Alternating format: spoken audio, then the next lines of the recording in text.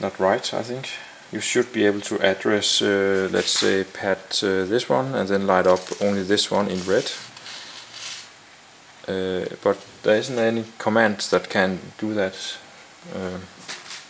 I'll just try to take the power again, just to show you that it doesn't start up probably.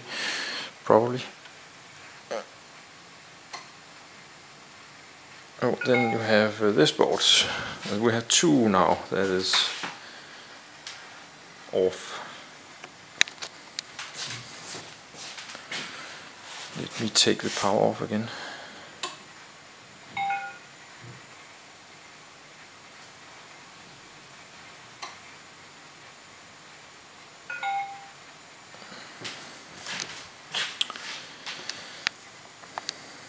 But this is one of the errors, and I have seen many times that when I start up, it has forgotten its 10 position, and then it lights up 1.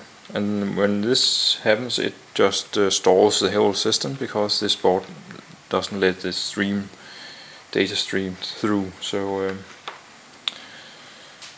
that's a big problem. And I have 5 amps, and it only uses 2.5 when all 10 boards is fully lit up. So I don't know if you need bigger amps, but it shouldn't have to be that like that.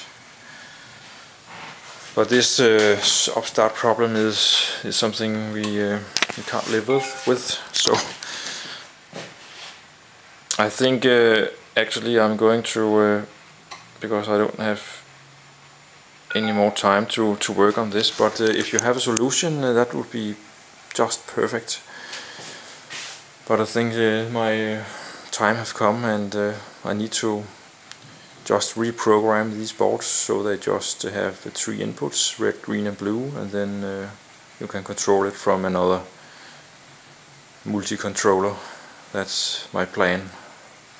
But I hope you would look at this video, and then maybe you could tell me something.